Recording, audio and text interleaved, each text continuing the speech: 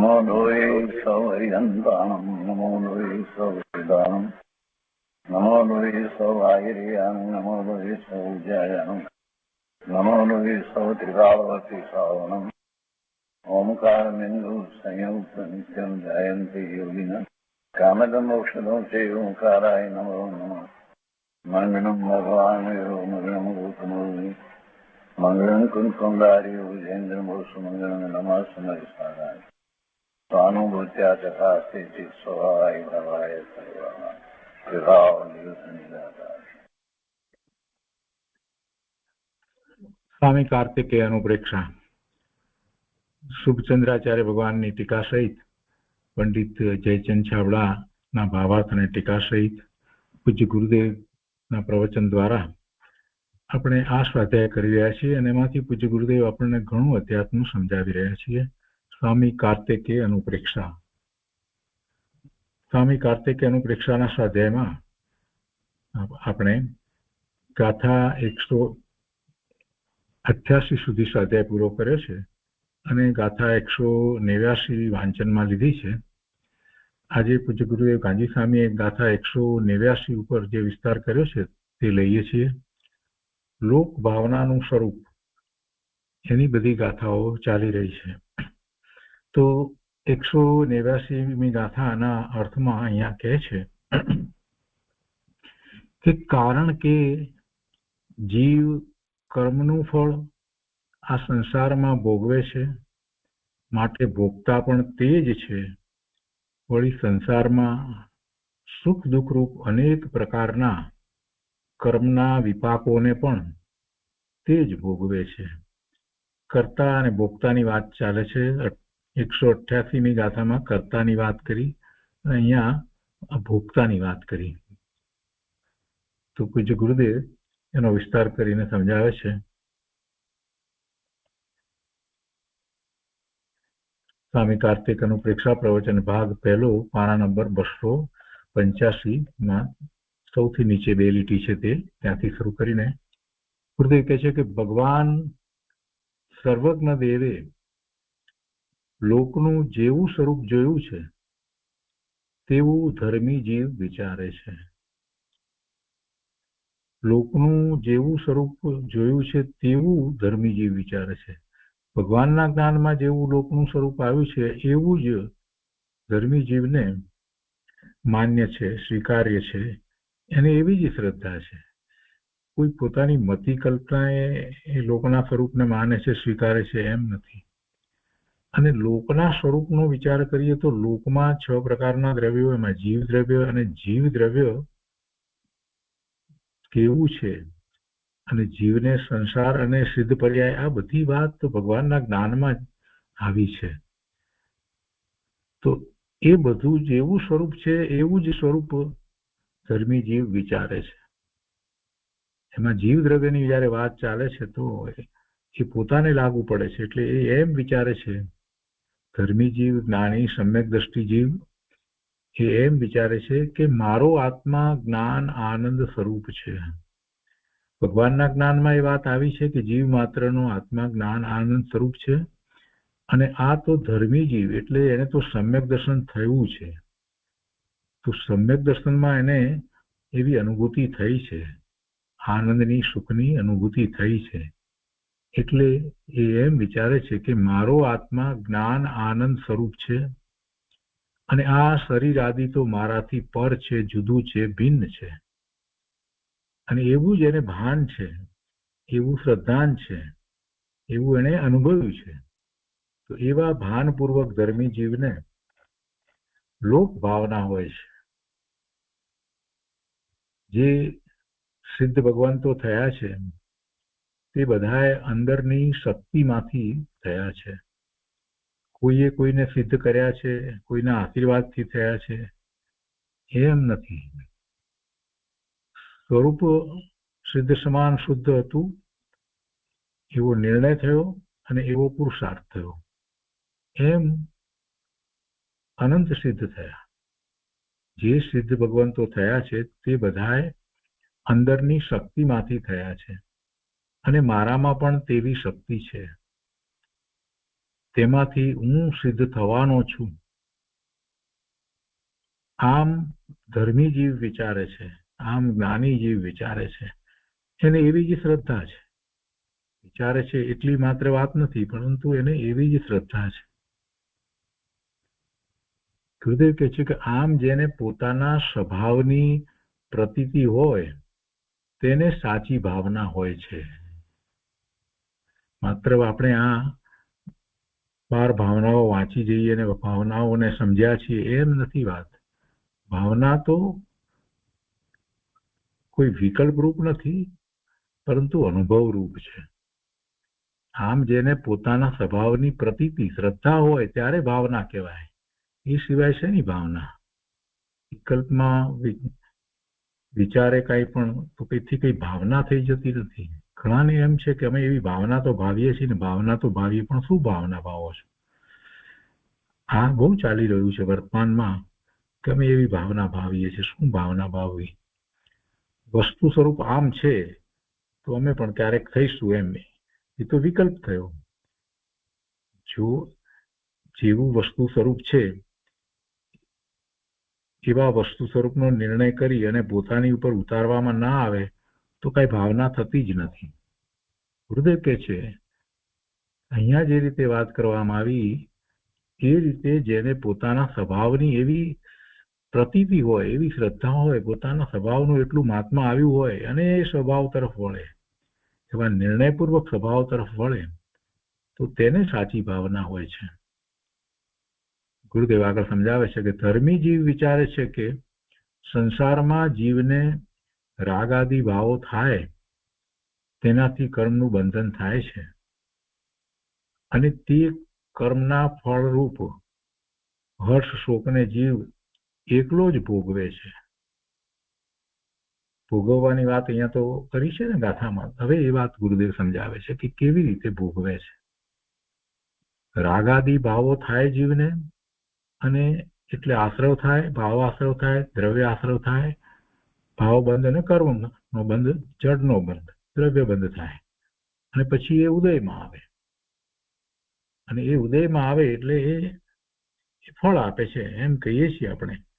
અને એની સાથે જીવ જોડાય છે અને જોડાઈ અને હર્ષ શોક કરે છે. તો એ જીવ એકલો જ એને ભોગવી રહ્યો છે. શેને ભોગવી રહ્યો છે? એ કર્મના ઉદયને નથી ભોગવતો, પણ એ હર્ષ શોક કરે છે, એ હર્ષ શોકને ભોગવે છે. શું કે છે?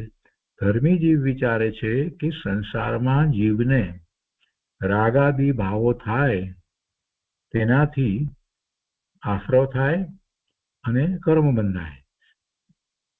તો એવું કર્મનું બંધન થાય છે અને તે કર્મના ફળરૂપ હર્ષ શોકને જીવ એકલો જ ભોગવે છે. પર ચીજને કઈ આત્મા ભોગવતો નથી. એટલે કર્મના ફળ તરીકે બહારમાં જે સંયોગો પદાર્થો સમીપમાં આવ્યા આ બધું એને કઈ આત્મા ભોગવતો નથી. પણ એ મારા છે, એ મને હિતકારી છે, એનાથી મને લાભ છે, એનાથી મને આનંદ થાય છે વગેરે ભાવ જીવને થાય છે. અને એ ભાવ પોતાના જે થયા એને એ જીવ ભોગવે છે. એટલે હર્ષ શોકને જીવ ભોગવે છે અને એ હર્ષ શોક એની પોતાની પર્યાયમાં થયા છે એને એ એકલો જ ભોગવે છે. પર ચીજને કઈ આત્મા ભોગવતો નથી.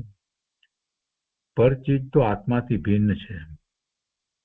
પૂર્વે જેવા જેવા વિકાર ભાવ કર્યા તેવું કર્મ બંધાયું અને તેના ફળમાં જે બહારનો સંયોગ મળ્યો તેમાં હર્ષ શોક કરીને જીવ એકલો જ તેને ભોગવે છે.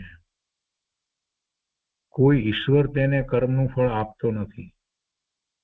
કોઈ ઈશ્વર તેને કર્મનું ફળ આપતો નથી. સંયોગ વિયોગ તો આત્માથી ભિન્ન છે. તેને તો અજ્ઞાની પણ ભોગવી શકતો નથી. કોઈ પણ સંયોગ કે કોઈ પણ વિયોગ એ બધું તો આત્માથી જુદું ભિન્ન છે. એ બધું બહારનું બહારમાં રહ્યું. એમાં તો આત્મા પહોંચતો નથી, વ્યાપતો નથી, એને તો પકડતો નથી, ગ્રહતો નથી, એનું કાંઈ કરી શકતો જ નથી. તો પછી એને ભોગવે ક્યાંથી? અનુકૂળતા અને પ્રતિકૂળતા એવી એ માન્યતા પોતાની પર્યાયમાં કરે છે. એવા પોતાના જે વિકારી ભાવ છે અને એ ભાવને એ ભોગવે છે. પણ એ જે સંયોગ છે જેને એ અનુકૂળ અથવા પ્રતિકૂળ માને છે કે એ વિયોગ થયો છે તો એને પ્રતિકૂળતા લાગે છે કે અનુકૂળતા લાગે છે, તો એનાથી તો આત્મા ભિન્ન છે. તેને તો અજ્ઞાની પણ ભોગવી શકતો નથી. જ્ઞાની હોય કે અજ્ઞાની કોઈ પણ પર પદાર્થને ભોગવતા નથી, સંયોગને કે વિયોગને કોઈને ભોગવી શકતા નથી. પણ તેને જાણે છે અને તેને જાણતા જ્ઞાતા સ્વભાવને ભૂલીને અજ્ઞાની જીવ તેમાં હર્ષ ભોગ કરે છે. જ્ઞાની તો પોતાના જ્ઞાતા સ્વભાવને ભૂલતો નથી, એ પણ જાણે છે અને અજ્ઞાની પણ જાણે છે. જે સંયોગ ને વિયોગ એને જ્ઞાની ને અજ્ઞાની બંને જાણે છે. પણ અજ્ઞાની છે એને જાણતા પોતાના સ્વભાવને, પોતાના જ્ઞાન સ્વભાવને ભૂલીને એ અજ્ઞાની જીવ એમાં હર્ષ શોક કરે છે અને તે હર્ષ શોકને તે એકલો જ અનુભવે છે, એકલો જ ભોગવે છે. હર્ષ શોકના ભાવે તે એકલો જ થાય છે. કર્મ કાંઈ તેને હર્ષ શોક કરાવતું નથી. કર્મની અંદર કાંઈ હર્ષ શોક છે નહીં. કર્મ તો જડ છે, એટલે કર્મ કાંઈ તેને હર્ષ શોક કરાવતું નથી. કર્મના ઉદયમાં એને જે કલ્પના છે સુખની કે દુઃખની, એક જ પ્રકારના ઉદય હોય, પણ એમાં જુદા જુદા જીવને હર્ષને શોકની કલ્પના જુદા જુદા પ્રકારે હોય. એકની એક વસ્તુનો સંયોગ હોય. કોઈને એ આનંદ આપે, કોઈને એનાથી કાંઈ લાભ દેખાય નહીં, આનંદ પણ ન થાય, અને કોઈને એ દુઃખનું કારણ પણ થાય. એટલે એ કર્મનો ઉદય અને એવો સંયોગ અથવા તો વિયોગ એ ખરેખર હર્ષ શોક કરાવતું નથી. ગુરુદેવ કહે છે, કહો અનંત અરિહંતોને સિદ્ધો થઈ ગયા, તેવી જ મારી જાત છે. સિદ્ધ ભગવાન શરીર રહિત પૂર્ણ જ્ઞાન આનંદ સુખ શાંતિની દશામાં બિરાજી રહ્યા છે. હરિયન પરમાત્મા ભાવ મોક્ષની દશામાં અવ્યાભાસ સુખ શાંતિ આનંદની દશામાં બિરાજી રહ્યા છે. તો એ બધું ક્યાંથી આવ્યું? એ પોતાના સ્વભાવમાંથી પ્રાપ્ત થયું છે. એટલે ગુરુદેવ કહે છે કે એવી જ મારી જાત છે. એમને પોતાના સ્વભાવમાંથી એવી દશા પ્રાપ્ત થઈ છે, તો મારી પણ એવી જ જાત છે. અને આવું ભાન જ્ઞાની કરે છે, અને જ્ઞાની કરે છે તો એને આનંદ છે, શાંતિ છે. પણ આવું ભાન અજ્ઞાની કરતો નથી, અને અજ્ઞાની એવું ભાન કરતો નથી પોતાના આત્માનું, પોતે સિદ્ધ સમાન શુદ્ધ પૂર્ણ પવિત્ર છે એવું ભાન જ્ઞાન કરતો નથી, એવું શ્રદ્ધાન કરતો નથી. એવો એ અજ્ઞાની જીવ એ કર્મના ઉદયો અને સંયોગ વિયોગ એમાં હર્ષ શોક કરી અને એ હર્ષ શોકના ભાવે પોતે થાય છે, એમ એ હર્ષ શોકને ભોગવે છે. તો પછી પ્રશ્ન કર્યો કે જો આત્મા પોતાના હર્ષ શોકના ભાવને જ ભોગવે છે, તો પછી બહારના સ્વર્ગ નરક આદિ ભોગ્ય સ્થાનની શું જરૂર છે? જો આત્મા પોતાના હર્ષ શોકના ભાવને જ ભોગવે છે, તો પછી બહારમાં આવા જે સ્થાન છે ને, જેમ કે દેવલોક છે, સ્વર્ગ છે અને નરક છે, તો જ્યાં એને સંયોગો એવા પ્રાપ્ત થાય, તો એ બધા સ્થાન જે છે, તો એ સ્થાનની જરૂર શું? અને એમાં જેને પુણ્યનો બંધ થયો છે એ દેવલોકમાં જાય, અને પાપનો બંધ પડ્યો છે નરકમાં જાય, કે જ્યાં દુઃખ જ હોય, તો એવા સ્થાનની જરૂર શું? છેવટે તો એ પોતે પોતાના હર્ષશોકના ભાવને જ ભોગવે છે, તો પછી એ બહારના સ્વર્ગ નરક આદિ ભોગ્ય સ્થાનની શું જરૂર છે? પ્રશ્ન બહુ સરસ છે અને સમજવા જેવો પ્રશ્ન છે. તો એની જરૂર શું? છેવટે તો પોતે પોતામાં થતા ભાવને જ ભોગવે છે, પરને ભોગવતો નથી. તો પછી બારમાં આવા સ્થાન શા માટે છે? અને પાછા આપણે તો કહીએ છીએ કે પુણ્યને કારણે એને સ્વર્ગની ગતિ થાય, દેવલોકની ગતિ થાય, દેવ થાય વગેરે, અને પાપને કારણે એને તિર્યંજ ગતિ થાય કે નરકની ગતિ થાય. આ બધું આપણે કહીએ છીએ. તો એ બધા સ્થાન તો છે ને, તો એની જરૂર શું છે? છેવટે જો આત્માને પોતાના હર્ષશોકના ભાવને જ ભોગવવાના છે, તો એ બધા સ્થાનની જરૂર શું છે? અને એવી ગતિ શા માટે થાય છે? તો પછી એ પણ સાથે અંદર પ્રશ્ન આવી જાય છે. એનું સમાધાન આપે છે ગુરુદેવ, બહુ સરસ સમાધાન આપ્યું છે. ઉત્તરમાં કહે છે કે ઉપાદાન તરીકે તો પોતે પોતાના હર્ષ શોકનો જ ભોગતા છે. ઉપાદાન કારણ અને નિમિત્ત કારણ, બે કારણ હોય. જીવના જે પરિણામ થાય છે, તો એ પરિણામમાં જીવ જ વ્યાપે છે. અને એ પરિણામ જે છે એ વખતે ઉચિત નિમિત્ત હોય, પણ પરિણામમાં વ્યાપે છે જીવ. એટલે ઉપાદાન કારણ હોય એ જ એમાં વ્યાપે, પેલું નિમિત્ત એમાં વ્યાપતું નથી. આ મૂળ વાતને આપણે ફરીથી યાદ કરી લઈએ તો બધું સમજાઈ જાય એવું છે. ઉપાદાન કારણ, ફરી પાછું આપણે વિચાર કરીએ, માટી છે એ ઉપાદાન કારણ છે. તો માટીમાંથી ઘડો બને છે, તો એની પર્યાય થઈ, એ નવી અવસ્થા થઈ. તો એ નવી અવસ્થાની અંદર માટી વ્યાપે છે.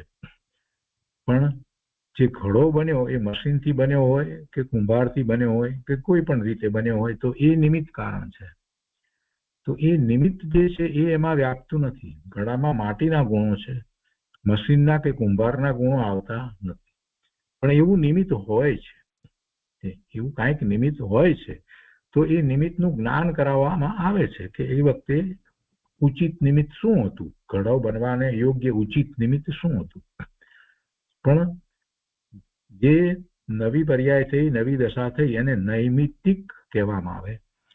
એને નૈમિત્તિક કહેવામાં આવે. અને પેલું જે ઉચિત બીજું દ્રવ્ય જે છે એનું પરિણમન જે છે એ આને અનુકૂળ છે, તો એને નિમિત્ત કહેવામાં આવે. એટલે કે કુંભારને કે મશીનને એને નિમિત્ત કહેવામાં આવે. પણ ઉપાદાન કારણ તો માટી જ છે. અવસ્થા તો કોની થઈ? માટીની જ થઈ. તો આ નિમિત્ત, નૈમિત્તિક અને ઉપાદાન, એની વાતને જરાક ફરી પાછી યાદ કરી લઈએ તો આ વાત વધારે સમજાશે. શું કહે છે ગુરુદેવ કે ઉપાદાન તરીકે તો પોતે પોતાના હર્ષ શોકનો જ ભોગતા છે, પણ તે વખતે નિમિત્ત તરીકે કેવો સંયોગ હોય છે તે બતાવ્યું છે. ઉપાદાન તો પોતે છે, અને પોતાની નવી અવસ્થા કે જેમાં એ હર્ષ શોકના ભાવે થયો, હર્ષના ભાવે થયો કે શોકના ભાવે થયો, એટલે ઉપાદાન તરીકે તો પોતે પોતાના હર્ષ શોકનો જ ભોગતા છે. પણ તે વખતે નિમિત્ત તરીકે કેવો સંયોગ છે કે વિયોગ છે તે બતાવ્યું છે. સ્વર્ગનો સંયોગ છે કે નર્કનો સંયોગ છે, એ સંયોગ છે, એ નિમિત્ત છે. એ નિમિત્ત છે. સ્વર્ગ નરક આદિનો સંયોગ તે નિમિત્ત છે. અને તે પ્રકારના હર્ષ શોકને ભોગવવાની લાયકાત વાળા જીવોને તેવો સંયોગ હોય છે. એ વખતે એની યોગ્યતા એવી છે, તો એ પ્રમાણેનો સંયોગ એને હોય છે, એને નિમિત્ત કહેવાય. પણ એ વખતે પણ એ ભોગવે છે શું? પોતાના હર્ષ શોકને ભોગવે છે.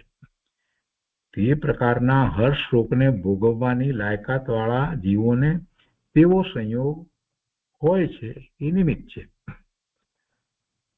અહીંયા એક પંક્તિ લીધી છે કૃપાળુદેવની કે તે ભોગ્ય વિશેષના સ્થાનક દ્રવ્ય સ્વભાવ, ગહન વાત છે શિષ્ય આ કઈ સંક્ષેપે સાવ.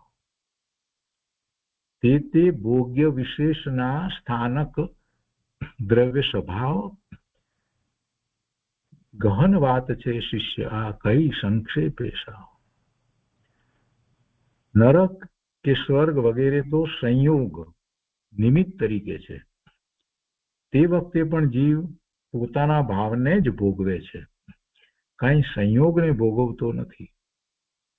પણ જીવની જેવી લાયકાત હોય તે પ્રમાણે સ્વર્ગ કે નર્ક વગેરેનો સંયોગ નિમિત્ત તરીકે હોય છે. એવી વસ્તુ સ્થિતિ છે. સંસારમાં સુખ દુઃખ રૂપ અનેક પ્રકારના કર્મફળને જીવ એકલો ભોગવે છે. જો સંસારના ભાવમાં તો દુઃખ જ છે,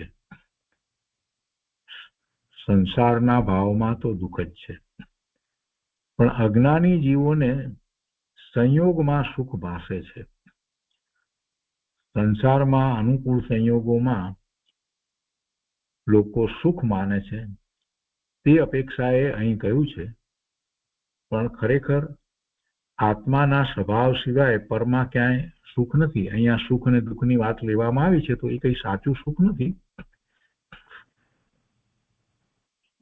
જે સંસારમાં જે અનુકૂળ સંયોગમાં સુખની વાત લેવામાં આવી છે એ સાચા સુખની વાત નથી, માત્ર એના કલ્પિત સુખની વાત છે.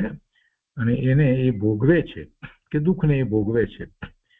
તો એ જે વાત કરવામાં આવી છે તો એની અહીંયા ગુરુદેવે સ્પષ્ટતા લીધી છે કે ખરેખર સુખ ક્યાં છે તો કે આત્માના સ્વભાવમાં સુખ છે. આત્માના સ્વભાવ સિવાય પરમાં ક્યાંય પણ સુખ નથી. ધર્મી જીવ સંયોગમાં સુખ માનતા નથી, અજ્ઞાની જીવ માને છે. અજ્ઞાની જીવ માને છે કે મારે પર વિના ચાલતું નથી, પરથી મને સુખ છે અને એમાં અનુકૂળ છે તો સુખ છે અને પર મને જો પ્રતિકૂળ છે તો મને દુઃખ છે. એ પર છે એ જ મને સુખ દુઃખનું કારણ થાય છે. આવી માન્યતા અજ્ઞાનીની છે. એને ભાન નથી, એને આત્માનું ભાન નથી. એટલે એની પરાધીન દ્રષ્ટિ છે કે બધું જાણે કે પરમાંથી જ એને મળે છે. સુખના સંયોગો પણ બહારથી પરમાંથી મળે છે, દુઃખના સંયોગો પણ બહારથી પરમાંથી મળે છે. એટલે એ બધા વિના પોતાને ચાલતું નથી, એના વિના તો કાંઈ થઈ શકે નહીં, એવી એની માન્યતા છે. અજ્ઞાની માને છે કે મારે પર વિના ચાલતું નથી. પણ ભાઈ ત્રણેય કાળે પરનો તો તારામાં અભાવ જ છે. તું ભગવાન આત્મા ચેતન જ્ઞાન આનંદ સ્વભાવી, એમાં પર વસ્તુનો સદભાવ ક્યાંથી હોય? પર વસ્તુનો તો અભાવ જ હોય ને. તારામાં પર છે જ નહીં. એટલે તારે સદાય પર વગર જ ચાલે છે. અનંત કાળથી તું પર વગર જ જીવ્યો છો. પરને કારણે જીવ્યો નથી અને પરથી તને સુખ કે દુઃખની પ્રાપ્તિ એ થઈ નથી. તે મિથ્યા માન્યતા કરી અને એમાં સુખ દુઃખની કલ્પના કરી છે અને વિકારી ભાવે થયો છે એટલે ભવના ભ્રમણ થાય છે. એટલે તારે સદાય પર વગર જ ચાલે છે. તારું નિત્યપણું છે, તારું અવિનાશીપણું છે. તું અનંત ગુણનો પિંડ, અસંખ્ય પ્રદેશી અખંડ અભેદ વસ્તુ છે. એ તું તારી સત્તામાં જ રહ્યો છે. ગમે તે ગતિમાં ગયો તો પણ તું તારી સત્તાની બહાર તો પહોંચ્યો જ નથી. એટલે તારે પર વિના જ ચાલ્યું છે. અનાદિથી જ્યારથી તું છે ત્યારથી તારે સદાય પર વગર જ ચાલે છે. પર ચીજ તારાથી ભિન્ન છે. એ કદી આત્મા સાથે એકમેક થતી નથી. જે જીવ આવો વિચાર કરે છે કરે, આ વાતનો તો મેં વિચાર જ ના કર્યો કે કોઈ પર મારા રૂપ તો થતું નથી કે હું પર રૂપે થતો નથી. હું ચેતન જળ રૂપે થતો નથી કે હું બીજા ચેતન રૂપે નથી થઈ શકતો. કોઈ ચેતન બીજા ચેતનમાં ભળતું નથી કે જળમાં ભળતું નથી, જળ ચેતનમાં ભળે નહીં. આવું વસ્તુ સ્વરૂપ છે તો મારામાં કોઈ વસ્તુ કાંઈ ભળી નથી અને અનંત કાળથી મારું અસ્તિત્વ એવું ને એવું જે જળવાઈ રહ્યું છે એ કોઈ પરના કારણે નથી. પરને લીધે હું અહીંયા સુધી પહોંચ્યો, અનંતકાળથી આ બધી ગતિ કરી? ના, પરને કારણે કાંઈ થયું નથી. પર તો બધું મારી સમીપમાં હતું, અત્યારે પણ છે, પણ એનાથી હું જીવું છું એવી કોઈ વાત નથી. પર ચીજ મારાથી ભિન્ન છે, તે કદી મારા આત્મા સાથે એકમેક થઈ નથી, થતી નથી અને થશે નહીં. આવી વાત છે. છતાં અજ્ઞાનીને ભ્રમ છે કે મારું સુખ પરમાં છે. જીવ અજીવ વગેરે નવ તત્વો જુદા જુદા છે, એને જેમ છે તેમ અજ્ઞાની જીવ શ્રદ્ધા કરતો નથી, માનતો નથી. બોલે છે, નવ તત્વ એને આવડે છે એટલે બોલે છે કે મને નવ તત્વની ખબર છે. શું ખબર છે? પોતે જીવ તત્વ છે, બરાબર છે, એ પણ ખબર છે. તો કેવું તત્વ છે? તો કે બધાથી જુદું તત્વ છે. તો જુદું છે તો પછી પરથી જુદું છે. તો ક્યારે પરથી જુદું છે? ત્રિકાળ પરથી જુદું છે. ત્રણેય કાળે એ પરથી એ જીવ તત્વ જુદું જ છે, જુદું જ રહ્યું છે, જુદું જ રહેશે. પરરૂપ થતું નથી, એ પરરૂપ થતું નથી, પરમાં પહોંચતું નથી, પરમાં વ્યાપતું નથી, કે પર એનામાં આવતું નથી. આમ જયારે માને ત્યારે એને જીવ તત્વની કંઈક ખબર પડી એમ કહેવાય. અને પછી એ કેવું છે જીવ તત્વ, એનું એને મહાત્મા આવે, અનંત શક્તિની વાત એને ખ્યાલમાં આવે, અનંત ગુણની એને વાત ખ્યાલમાં આવે, અંદરમાં ચાલી રહેલું ગુણોનું ભવન, કારણ શુદ્ધ પર્યાય, એનો એને ખ્યાલ આવે. આ બધી વાત જયારે એને ખ્યાલમાં આવે ત્યારે એને ખબર પડે કે જીવ તત્વ શું છે. પણ અજ્ઞાનીને એની ખબર જ નથી. નવ તત્વો જુદા છે, તેમાં આત્મ તત્વને ઓળખીને તેમાં એકાગ્ર થાય તો ધર્મ થાય છે. પરમાં સુખ દુઃખની કલ્પના કરવી તે અપરાધ છે, એ ભૂલ છે, એ દોષ છે. તે જીવનું મૂળ સ્વરૂપ નથી. એટલે કે જે પરમાં જીવ સુખ દુઃખની કલ્પના કરે એવો જીવનો સ્વભાવ નથી. એ તો વિકાર છે, વિભાવ ભાવ છે. પરનું લક્ષ કરી અને પરમાં સુખ દુઃખની કલ્પના કરવી એ એવું જીવનું સ્વરૂપ જ નથી. એ વિકારી ભાવ થયો. એ સમયે એવી યોગ્યતા છે. કેમ યોગ્યતા છે? કેમ કે પરનું લક્ષ કરે છે એટલે એવી જ યોગ્યતા હોય ને. સ્વનું લક્ષ કરે તો એને ખ્યાલ આવે કે પોતે કોણ છે, કેવો છે, સ્વભાવ પોતાનો શું છે. એટલે ગુરુદેવ કહે છે કે એવા પોતાના આત્મ તત્વને ઓળખીને તેમાં એકાગ્ર થાય તો ધર્મ થાય, તો નિર્મળ પરિણામ થાય, સમ્યક દર્શન, સમ્યક જ્ઞાન, સમ્યક ચારિત્રના પરિણામ થાય. એ જ તો ધર્મ છે.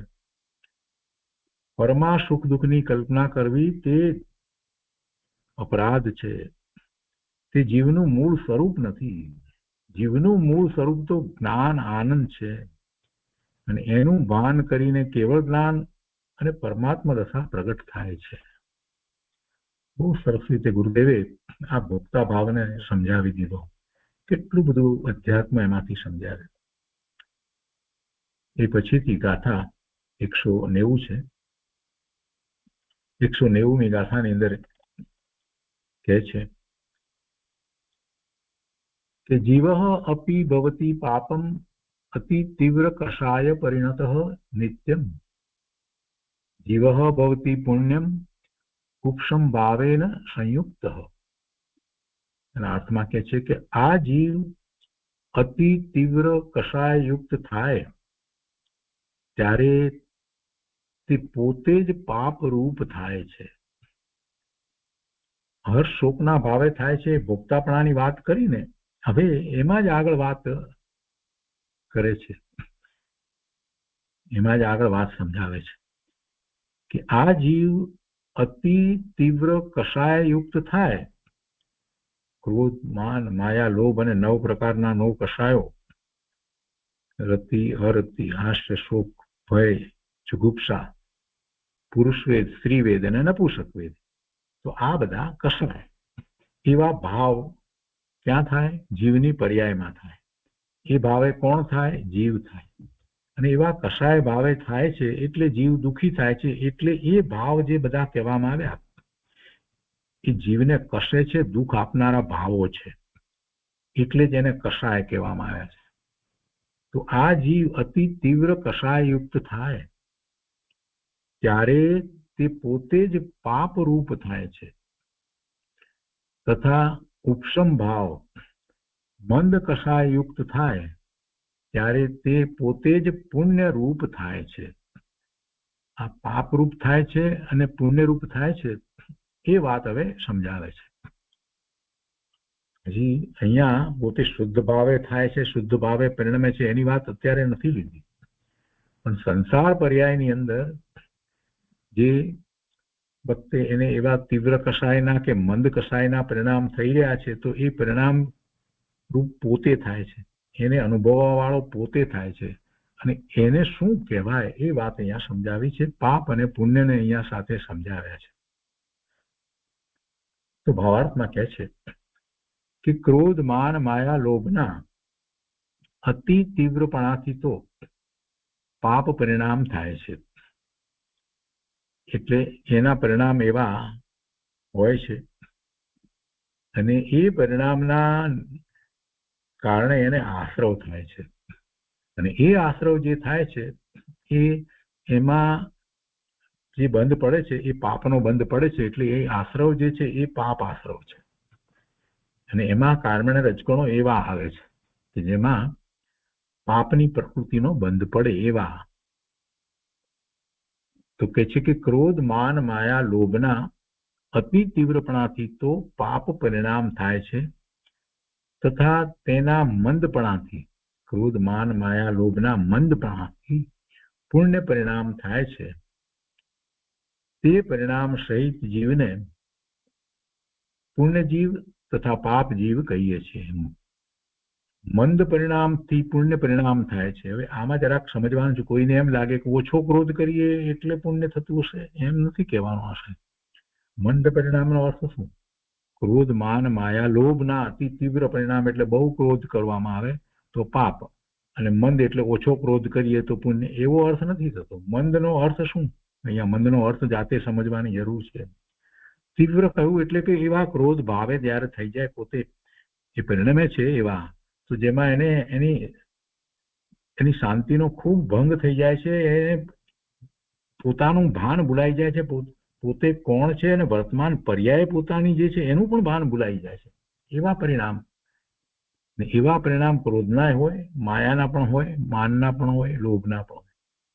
ભૂલી જાય બધું, વર્તમાન પર્યાય આ જે બધું ભૂલી જાય એ વખતે. તો એ પરિણામ જે છે એને એ તીવ્ર પરિણામ કહેવામાં આવે. માન અભિમાનમાં એટલો આવી જાય કે પોતે વર્તમાનમાં શું છે, જીવ છે ને આ બધું ગતિ છે, આ બધાનું એમાંનું કાંઈ ભાન ન રહે, એટલો બધો જે થઈ જાય છે કે જેમાં એનો એવો વિકલ્પ ના ઉઠે. લોભમાં કે ક્રોધમાં કે માયામાં. ક્રોધમાં તો આપણે સમજી શકીએ છીએ, અને કોઈ એવો ગુસ્સો આવે, ક્રોધ આવે તો અનેક પ્રકારે પાછા એમાં પાછા એવા વિકલ્પો આવે. માનમાં માયા લોભમાં બધામાં પાછા એવા જ વિકલ્પોમાં આગળ એમાં જ વધી જાય.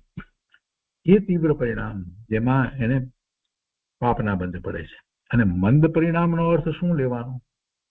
કે એને એવો ક્રોધ થયો નથી, એને એવો અભિમાનનો ભાવ અત્યારે વર્તતો નથી, માયાના ભાવ વર્તતા નથી, લોભના ભાવ નથી વર્તતા, એવા ભાવ એને વર્તતા નથી. તો એ વખતે એ વિચારે કરી શકે છે કે પોતે કોણ છે, પોતાને આ ગતિ છે એવો વિચારે થઈ શકે છે. એટલે આગળ ઊંડી ખાઈમાં એ પડી નથી જતો, પાપની ખાઈમાં આગળ પડી નથી જતું. એટલે એ મંદ પરિણામ કહેવામાં આવે. અને એવા મંદ પરિણામ હોય તો એમાં એને શુભભાવ હોય છે, અને કંઈક પ્રકારે અંશે એક પ્રકારની શાંતિ હોય છે કે જેમાં એ પોતાના વિશે, ધર્મ વિશે વિચારી પણ શકે છે. તો એ મંદ પરિણામ એને કહેવામાં આવ્યા. પણ છતાંય એ પરિણામ છે એમ કેમ? છતાંય એને એ ક્રોધ માન માયા લોભના પરિણામ કહેવામાં આવે. કેમ કે હજી એવી ચારિત્ર મોહની કર્મની પ્રકૃતિના ઉદયો સહિત છે. અને એ એને નિમિત્ત તરીકે પડ્યા જ છે, એટલે એ અપેક્ષાથી એમ કહેવામાં આવે એ ચારિત્ર મૌનીય કર્મની પ્રકૃતિનો સંપૂર્ણપણે ક્ષય થઈ જાય પછી તો એનો પ્રશ્ન જ ઉપસ્થિત થતો નથી. એ તો 12મા ગુણસ્થાનની દશામાં થાય છે, ત્યારે આવે છે ત્યારે એ એવી રીતે હોય છે. તો આમ તીવ્ર અને મંદપણાની વાત આપણે જરાક સમજવા માટે લીધી. તો ગુરુદેવ અહીંયા સમજાવે છે, અહીંયા ભાવાર્થમાં પંડિતજી સમજાવે છે, ચૈતનજી છાબડા બહુ સરસ રીતે ભાવાર્થ લખે છે. આપણે જાણીએ છીએ સમયસારમાં પણ એમણે કળશના ભાવાર્થ બહુ સરસ લખ્યા છે. અહીંયા એ ભાવાર્થમાં સમજાવે છે કે ક્રોધ, માન, માયા, લોભના અતિ તીવ્રપણાથી તો પાપ પરિણામ થાય છે તથા તેના મંદપણાથી પુણ્ય પરિણામ થાય છે. તો તે પરિણામ સહિત જીવને જેવા પરિણામ સહિત છે એમ જીવને કહેવાય. તો તે પરિણામ સહિત જીવને જ્યારે મંદ પરિણામ જેને છે ત્યારે તો એને પુણ્ય જીવ કહેવામાં આવે, અને એને તીવ્ર પરિણામ છે ત્યારે એને પાપ જીવ કહીએ છીએ. પછી એને વધારે સારી રીતે અહીંયા આગળ સમજાવ્યું છે, ગુરુદેવે બરાબર એનો વિસ્તાર કર્યો છે. પુણ્ય જીવ તથા પાપ જીવ કહીએ છીએ. વળી એક જ જીવ બંને પરિણામ યુક્ત થતા પુણ્ય જીવ પાપ જીવ પણ કહીએ છીએ. એનો એ જ જીવ ક્યારેક પુણ્ય ના પરિણામ કરતો હોય ને ક્યારેક એ પાપના પરિણામ કરતો હોય, એટલે પુણ્ય જીવ પાપ જીવ પણ કહીએ છીએ. સિદ્ધાંતની અપેક્ષાએ તો એમ જ છે, કારણ કે સમ્યક્ત્વ સહિત જીવને તો તીવ્ર કષાયની જળ કપાવાથી પુણ્ય જીવ કહીએ છીએ. મિથ્યા શ્રદ્ધાન ગયું છે એટલે એને એ જળ કપાઈ ગઈ છે. મિથ્યા શ્રદ્ધાન એનું ચાલી ગયું છે. મિથ્યા શ્રદ્ધાનની જળ, કષાયની જળ શું છે? કષાયની જળ મિથ્યા શ્રદ્ધાન, મિથ્યાત્વ એ કષાયની જળ છે. કષાયની જળને કાપી નાખો તો પછી આગળ વધે નહીં. થડ જે છે, મૂળ છે, જે આપણે જે કહીએ છીએ, તો એમાં મૂળ જે છે એ એની જળ છે વૃક્ષમાં. તો એને જ્યારે કાપી નાખવામાં આવે તો પછી વૃક્ષ આગળ વધી શકતું નથી, એનો નાશ થાય છે. તો એવી રીતે આ કષાયની શું જળ છે કે જેને કાપી નાખીએ તો પછી ધીરે ધીરે કષાયનો નાશ જ થાય, કષાય રહિત દશા થઈ જાય. તો કે મિથ્યાત્વ, મિથ્યા શ્રદ્ધા. તો જેને સમ્યક્ત્વ થયું છે એને એ કષાયની જળ મિથ્યા શ્રદ્ધાન એ કપાઈ ગઈ છે, અને એમ થયું છે તો એને પુણ્ય જીવ કહીએ છીએ. એટલે સાચા અર્થમાં પુણ્ય જીવ તો આને કહેવાય. પણ પેલું ક્ષણિક પુણ્ય જીવ અને પાપ જીવ જે કહેવામાં આવે, ક્ષણિક એને શુભભાવ વગેરે એને હોય તો એ જે કહીએ છીએ તો એ વખતે એ પુણ્ય જીવ છે અને સાથે પાપ જીવ એમ પણ કહેવામાં આવે છે. પણ સિદ્ધાંતની અપેક્ષાએ તો એમ જ છે કે પુણ્ય જીવ પાપ જીવ કહીએ છીએ, કારણ કે સમ્યક્ત્વ સહિત જીવને તો તીવ્ર કષાયની જળ મિથ્યા શ્રદ્ધાન કપાવાથી પુણ્ય જીવ કહીએ છીએ, તથા મિથ્યા દ્રષ્ટિ જીવને ભેદ જ્ઞાન વિના એટલે પોતે અને બીજું બધું પર એનાથી જુદું છે એવું ભેદ જ્ઞાન વિના કષાયની જળ મિથ્યાત્વ એ કપાતી નથી. તેથી બહારથી કદાચિત ઉપશમ પરિણામ દેખાય, શાંત પરિણામ દેખાય, તો પણ તેને પાપ જીવ જ કહીએ છીએ. આ સ્પષ્ટ કર્યું. પહેલા પાપ જીવની પુણ્ય જીવની વાત કરવામાં આવી, પણ એમાં સામાન્ય જે મંદ પરિણામ અને તીવ્ર પરિણામની જે વાત કરી, તો એને સિદ્ધાંત પ્રમાણે જ્યારે જોવા જઈએ તો ખરેખર પાપ જીવ કોને કહેવાય ને પુણ્ય જીવ કોને કહેવાય, નિશ્ચયથી કોને કહેવાય, એ વાત હવે કરી છે.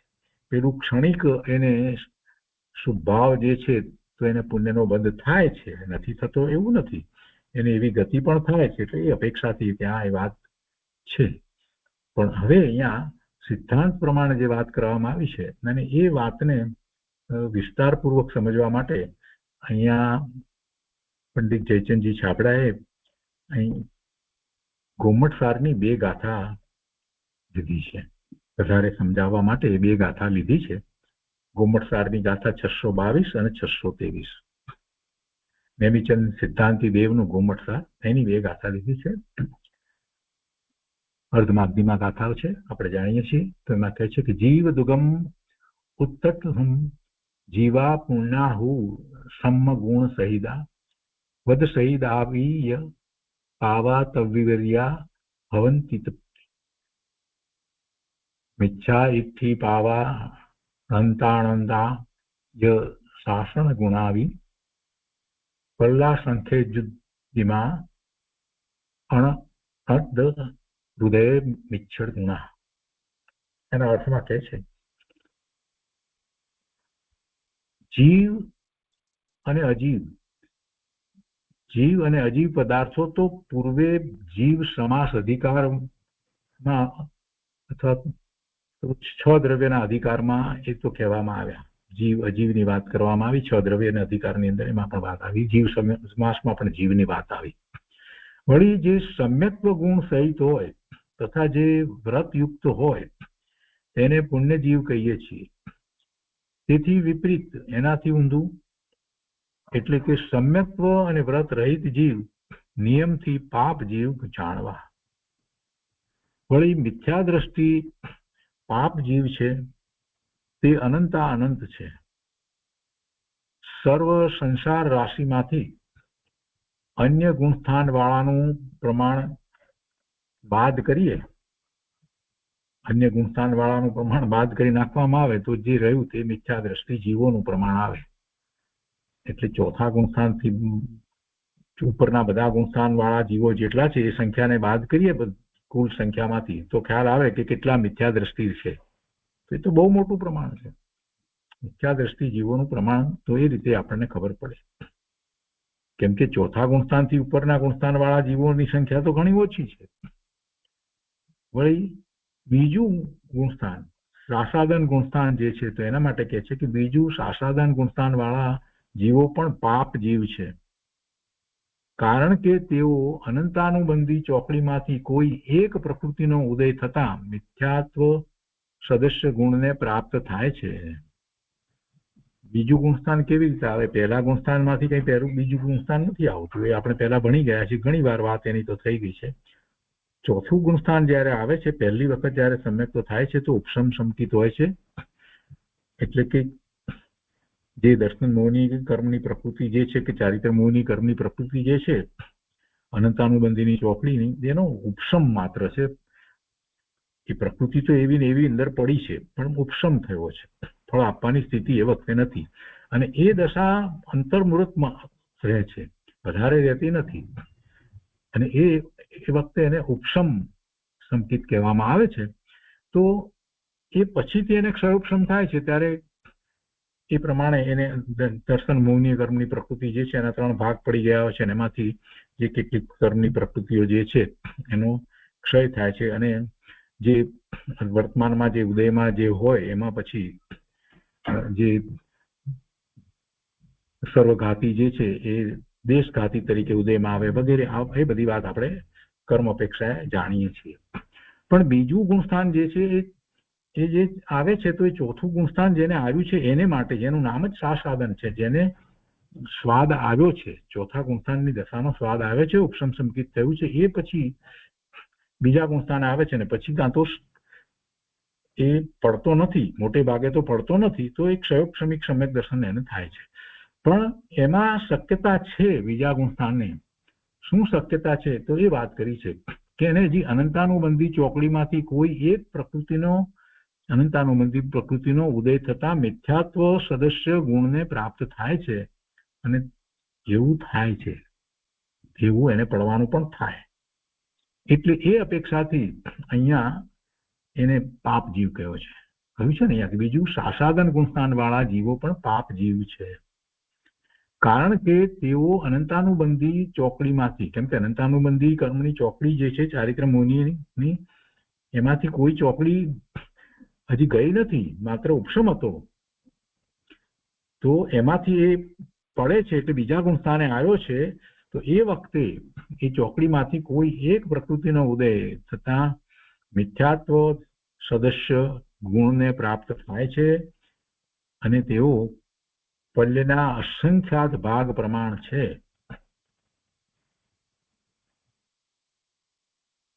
તો એ રીતે એક વધારાની વાત આપણને સ્પષ્ટ પુણ્ય અને પાપની વાત કરવામાં આવી બે ગાથા દ્વારા. તો મૂળ ગાથામાં વાત પુણ્ય જીવ અને પાપ જીવ એની વાત ચાલી રહી હતી. ભાવાર્થમાં પંડિતજીએ એ વાતને સમજાવી અને આ ગોમટ સારની બે ગાથા દ્વારા આપણે તે વધારે સ્પષ્ટતા કરી. હવે આ ગાથા ઉપર પૂજ્ય ગુરુદેવ કાંજી સ્વામીએ જે વિસ્તાર કર્યો છે, એટલે કે 190મી ગાથા જે છે એની ઉપર તો એ આપણે લઈએ છીએ. પુણ્ય અને પાપની ગુપ્તાપણાની વાત આપણે સારી રીતે સમજ્યા છીએ. હવે એમાં જ આ આગળ વાત ચાલે છે. તો કે છે કે આ જીવ અતિ તીવ્ર કષાયુક્ત થાય ત્યારે તે પોતે જ પાપરૂપ થાય છે, તથા ઉપસંભાવ મંદ કષાયુક્ત થાય ત્યારે તે પોતે જ પુણ્યરૂપ થાય છે. અને પછી આપણે ભાવાર્થ કર્યો તે પ્રમાણે તો એને સમજાવતા ગુરુદેવ કહે છે કે જીવને કર્મના ઉદયથી પુણ્ય પાપ થાય છે એમ નથી. જીવને કર્મના ઉદયથી પુણ્ય પાપ થાય છે એમ નથી. જીવ પોતે જ પુણ્ય પાપના ભાવે થાય છે. શુભ ભાવે અશુભ ભાવે જીવ પોતે થાય છે.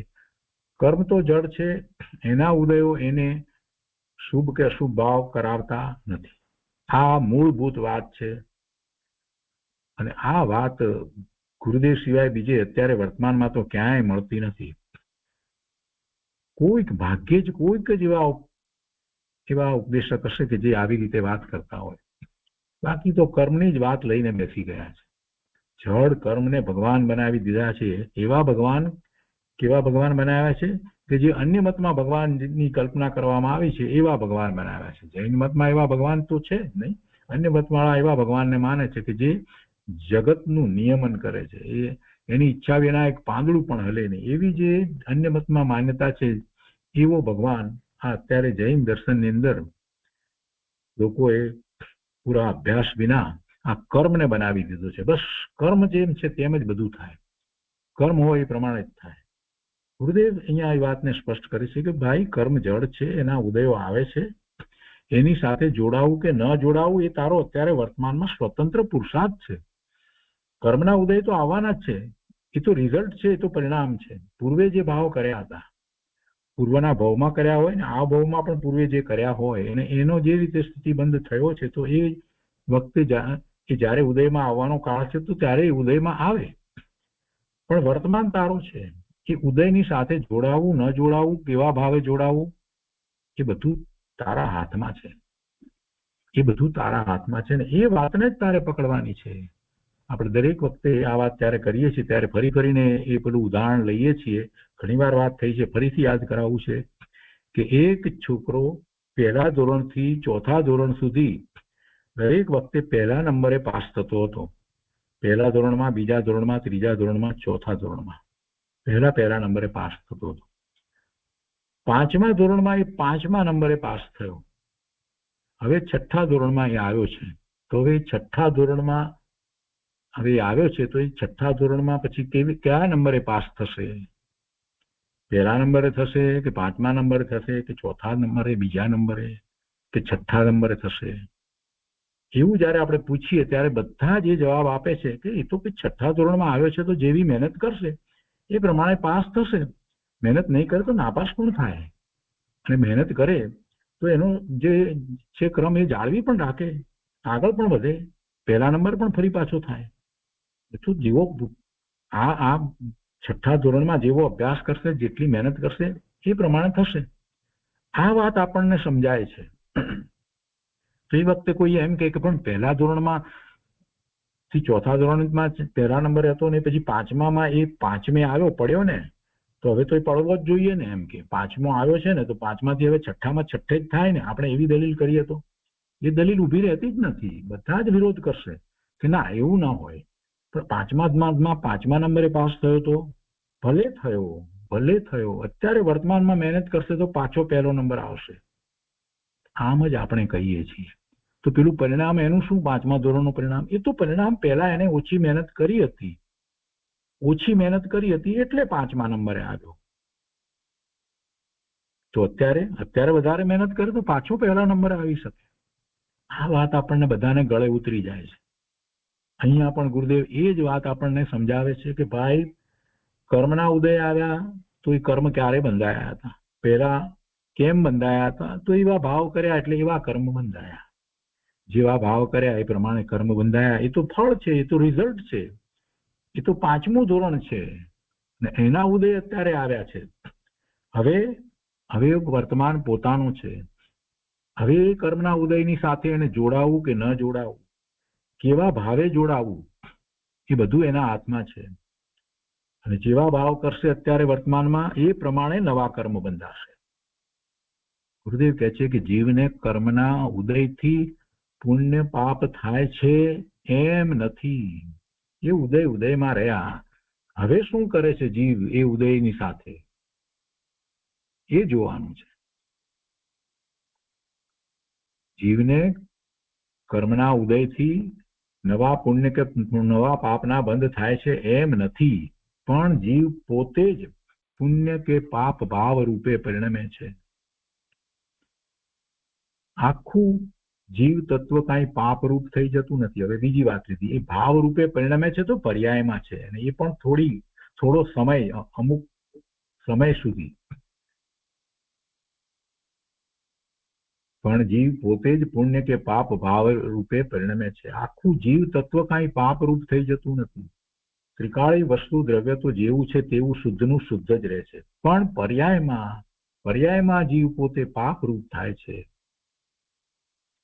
મિથ્યા અભિપ્રાય અને તીવ્ર કસાય ભાવથી જીવ પોતે પાપ રૂપ થાય છે, અને મંદ કસાયથી જીવ પોતે પુણ્ય રૂપ થાય છે. જળ કર્મમાં પુણ્ય પાપ છે તેની આ વાત નથી. તે તો જીવથી જુદા છે, ભિન્ન છે. અહીં જીવના ભાવની વાત છે. જીવના ભાવને જીવ પોતે કરે છે, અને તે પુણ્ય પાપ ભાવે જે થાય છે એ પણ ક્ષણિક છે, કેમ કે પર્યાયમાં છે. અને જીવનું સ્વરૂપ તો ત્રિકાળ એક સરખું શુદ્ધ જ છે, એનાથી રહિત છે. આ પુણ્ય પાપના જે ક્ષણિક ભાવ જે છે તેનાથી રહિત ચિદાનંદ સ્વભાવનું ભાન કરી, પોતાના જ્ઞાન આનંદ સ્વભાવનું ભાન કરી અને તેમાં એકાગ્ર થતા તે પુણ્ય પાપ ટળી જાય છે, અને પુણ્ય પાપ ટળી જાય છે અને પૂર્ણ પરમાત્મા દશા પ્રગટે છે. કેમ કે અંદરમાં તો આ જ પડ્યું છે, પરમાત્મા દશા જ પડી છે. પેલું તો બધું 12મા પર્યાયમાં થતું હતું. અને દર વખતે જે ઉદાહરણ ગુરુદેવ આપે છે ફરીથી અહીંયા આપ્યું છે, કહે છે કે જેમ લીંડી પીપરમાં 64 ભરી તીખાશ શક્તિપણે ભરી છે તે જ તેમાંથી પ્રગટે છે, તેમ આત્માની શક્તિમાં કેવળ જ્ઞાન ભર્યું છે. આત્માની શક્તિમાં કેવળ જ્ઞાન ભર્યું છે, તેની પ્રતીતિ કરી, તેની શ્રદ્ધા કરી અને એવા આત્માની અંદર શુદ્ધ સ્વરૂપમાં લીન થાય તો તેને કેવળ જ્ઞાન પ્રગટ થાય છે. તેની પ્રતીતિ કરીને તેમાં લીન થાય તેને કેવળ જ્ઞાન પ્રગટ થાય છે. ક્ષણિક પાપ કે પુણ્ય ભાવ વખતે આખો આત્મા તેવો થઈ ગયો નથી. એ તો પર્યાયમાં છે, બહાર છે, સપાટી છે. અંદર દળ તો એવું ને એવું શુદ્ધ પૂર્ણ પવિત્ર પડ્યું છે. જો આખો આત્મા પુણ્ય પાપ રૂપ થઈ જાય તો તે પુણ્ય પાપ ટળી અને વિતરાગ દશા આવશે શેમાંથી? એટલે એવું થતું જ નથી. અહીં પર્યાયની વાત છે. પર્યાયમાં આ પુણ્ય પાપની વાત કરવામાં આવી છે. પર્યાયમાં આત્મા પોતે પુણ્ય પાપ રૂપ થાય છે. કર્મના ફળ વખતે પોતે જેવા હર્ષ શોક કરે તેવા થાય છે. કઈ કર્મ કરાવતું નથી. દોષ કરે પોતે અને બીજા ઉપર ઢોળે એવી અનાદિની ટેવ જીવને પડી છે. તેથી અજ્ઞાની કહે છે કે કર્મ અમને વિકાર કરાવે છે. કર્મ અમને વિકાર કરાવે છે. અજ્ઞાની જીવ એમ કે છે. ગુરુદેવ કહે છે કરે ભાઈ, બહારનો સંયોગ ભલે ઓછો વધતો હોય, અનુકૂળ હોય, પ્રતિકૂળ હોય, પણ તું તેમાં શા માટે હર્ષ શોક કરે છે? તું જો હર્ષ શોક કરતો નથી તો તને કોઈ વિકાર નથી અને તને કોઈ બંધ પડતા નથી, આશ્રવ થતા નથી. જે જીવને તીવ્ર કસાય છે તેને પાપ જીવ કહે છે, અને જેને મંદ કસાય છે તેને પુણ્ય જીવ કહે છે, અને બંને પરિણામ સહિત હોય તેને પુણ્ય પાપ જીવ કહે છે. આગળ કહે છે કે સિદ્ધાંતની અપેક્ષાએ તો એમ જ છે, કારણ કે સમ્યક્ત્વ સહિત જીવને તો તીવ્ર કસાયની જળ મિથ્યા શ્રદ્ધાન કપાવાથી પુણ્ય જીવ કહીએ છીએ, તથા મિથ્યા દ્રષ્ટિ જીવને વેદ જ્ઞાન વિના કસાયોની જળ મિથ્યાત્વ જે એ કપાતી નથી, તેથી બહારથી કદાચિત ઉપસમ પરિણામ દેખાય તો પણ તેને પાપ જીવ જ કહીએ છીએ, એમ જાણો. આ જે સમજાવવામાં આવ્યું ગાથાની અંદર એ. હવે ગુરુદેવ એનો વધારે વિસ્તાર કરતા કહે છે કે જેને અંદરમાં ચૈતન્ય સ્વભાવનું ભાન થયું તેને અનંતાનુબંધી કસાય તો હોતો જ નથી. અનંતાનુબંધી કસાયની ચોકડી જાય છે ને અંદરમાં ચૈતન્યનું ભાન થયું, સમ્યક દર્શન થયું, એને ચારિત્ર મોહની કર્મની પહેલી ચોકડી અનંતાનુબંધી કસાય એ જાય છે. એટલે કે છે કે અનંતાનુબંધી કસાય તો હોતો જ નથી. તેને તીવ્ર કસાયના મૂળિયા કપાઈ ગયા છે.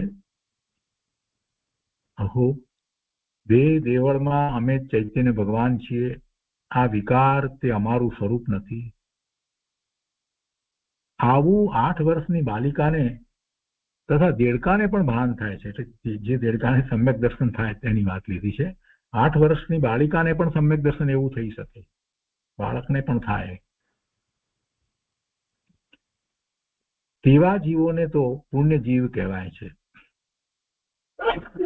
પોતાના સ્વરૂપનું ભાન થાય કે એમાં કોઈ વિકાર નથી, અમારું સ્વરૂપ તો ચૈતન્ય જ્ઞાન આનંદ સ્વરૂપ છે, એવું જેને ભાન થાય છે એ સમ્યક દર્શનની વાત કરતા કહે છે કે એવું સમ્યક દર્શન તો 8 વર્ષની ઉંમરે પણ જીવ પ્રગટ કરી શકે છે. અરે તિર્યંચને પણ, સંઘની પચેન્દ્રીને પણ એવું ભાન થાય, અંદરમાં શબ્દો ના આવડે પણ એવું ભાન થાય, તો એવા જીવને પુણ્ય જીવ કહેવાય છે. તે કહે છે કે જો ભગવાનના સમોશરણમાં નાનકડું દેડકું પણ આત્માનું ભાન કરે છે અને તેને પણ સમ્યક દર્શનની અપેક્ષાએ પુણ્ય જીવ કહેવાય છે. તેને ઊંધી માન્યતાનું તીવ્ર પાપ ટળી ગયું અને અનંતાનુબંધી કસાય ટળી ગયો છે, તેથી તે પુણ્ય જીવ છે. મિથ્યાત્વ તે સૌથી મોટું પાપ છે. જેને સમ્યક દર્શન થયું અને પવિત્રતા થઈ તેને મિથ્યાત્વનું પાપ તો હોતું જ નથી. મિથ્યાત્વ તો ગયું. અનંતાનુબંધીનો તીવ્ર કસાય થતો નથી. મિથ્યાત્વ જાય છે તો એની સાથે અનંતાનુબંધીનો તીવ્ર કસાય પણ જાય છે, તેથી તે પુણ્ય જીવ છે. 12માં પુણ્યનો સંયોગ ઘણો હોય પણ જો આત્માનું ભાન ન કરે તો તે પાપ જીવ છે. પૂર્વે શુભભાવ કર્યા હોય એવા કર્મના ઉદયો વર્તતા હોય, એવો સંયોગ હોય છતાં પણ આત્માનું ભાન ન કરે તો તે પાપ જીવ છે. અત્યારે ભલે પુણ્યના ઉદયો એને વર્તતા હોય પણ સમ્યક દર્શન નથી તો એ પાપ જીવ છે, એમ કે છે. જે આત્મા સ્વભાવનો અનાદર કરીને પર ચીજથી પોતાને સુખ માને છે, સ્વભાવનો અનાદર કરીને પર ચીજથી પોતાને સુખ માને છે, તે જીવ મોટો પાપી છે. કેમ કે એને મિથ્યાત્વ છે. મિથ્યાત્વનું પાપ મોટામાં મોટું પાપ છે. અંદર મોટી ચૈત્યની નિધિ પડી છે તેનો આદર કરતો નથી અને જડમાં સુખ માને છે, તે જીવને 12માં ભલે લક્ષ્મીના ગંજ હોય તો પણ તેને ભગવાન પાપી કહે છે. અને દેહથી ભિન્ન ચિદાનંદ સ્વભાવનું ભાન કરનારું નાનું દેડકું હોય તો તે પણ પુણ્ય જીવ છે. તે જીવ અલ્પકાળમાં મોક્ષે ચાલ્યો જશે, મોક્ષ પ્રગટ કરશે, મુક્ત દશાને પ્રાપ્ત કરશે. શુભ ભાવ અમને લાભ કરશે, શરીરની ક્રિયાથી ધર્મ થશે, એમ માનનાર જીવ પણ પાપી છે. કેમ પાપી છે? કેમ કે સમ્યક દર્શન નથી ને, એટલે. જેને અંદર પરથી ભિન્ન ચૈતન્યનું ભાન નથી એને ભેદ જ્ઞાન વગર પાપની જળ મિથ્યાત્વ એ કપાતી નથી. તેથી તે પાપ જીવ છે. ભલે મોટો રાજા હોય પણ તેને ભિન્ન ચૈતન્યનું ભાન નથી. તેને પાપનું મૂળિયું ઊભું છે, મિથ્યાત્વ ઊભું છે, એની જડ કપાઈ નથી. તેથી તે પાપ જીવ છે. ભેદ જ્ઞાન વગર મૂળ કપાતું નથી. ભલે તેને મંદ કસાય અને શુભાવ હોય તો પણ પરમાર્થે તેને પાપ જીવ કયો છે. ભેદ જ્ઞાન કરે અને પોતાના આત્માની અનુભૂતિ કરે તો એને સમ્યક્ત થાય તો એ પુણ્ય જીવ કહેવાય. ક્રોધ આદિ ભાવો ઓછા દેખાય પણ અંદરમાં કસાય વગરના ચિદાનંદ સ્વભાવનું જેને ભાન નથી તે મિથ્યા દ્રષ્ટિ પાપ જીવ છે. મારો આત્મા દેહથી અને રાગથી જુદો, શરીરથી પણ જુદો અને પોતાને થતા શુભાશુભ ભાવ એનાથી પણ આત્મા જુદો ચિદાનંદ મૂર્તિ છે. એવા ભાનમાં ધર્મી જીવને કસાયના મૂળિયા કપાઈ ગયા છે, સમ્યક્ત થયું છે, તે જીવ એ પુણ્ય જીવ છે. સાતમી નરકમાં પડેલો નારકી જીવ પણ જો આત્માનું ભાન કરે તો તે પુણ્ય જીવ છે. અને સ્વર્ગમાં રહેલો મિથ્યા દ્રષ્ટિ જીવ એ પાપી છે. નિર્ધનતા તે કાંઈ અપરાધ નથી. ધન ન હોય તો નિર્ધન પણ હોય એ કાંઈ અપરાધ નથી. અને સધનતા એટલે કે ખૂબ ધન હોય, લક્ષ્મી હોય તો તે કાંઈ ગુણ નથી. નિર્ધન હોવા છતાં અંદર જેને ભાન છે કે હું તો ચૈતન્ય નિધિનો સ્વામી છું, કેવળ જ્ઞાનની અનંતી નિધિ મારામાં પડી છે, આત્માનો અનુભવ થયો છે અને જળ સંયોગોમાં મારું સુખ નથી, તેવા ધર્મી જીવને ભગવાને પુણ્ય જીવ કયો છે. બહારમાં લોકનો નિર્ધનનો ભલે આદર ન કરે, બહારમાં લોકો પણ નથી કરતા ને, બહારમાં લોકનો નિર્ધનનો ભલે આદર ન કરે અને ધન કમાવાનો આદર કરે પણ તેથી ધર્મી જીવને એમાં હિંસા કે અભિમાન હોતું નથી. ધર્મી તો જાણે છે કે બહારમાં સધનતા કે નિર્ધનતા તે અમારું સ્વરૂપ નથી, અમે તો આત્મા છીએ. આવા ભાનમાં ધર્મી જીવ નિર્ધન હોય, ધન વિનાનો હોય, ગરીબ હોય તો પણ ભગવાન તેને પુણ્ય જીવ કહે છે. અને જે જીવ મિથ્યા શ્રદ્ધા સેવી રહ્યો છે, મિથ્યા દ્રષ્ટિ છે, તે જીવ ભલે બહારમાં ધનવાન હોય તો પણ તેને ભગવાન પાપ જીવ કહે છે.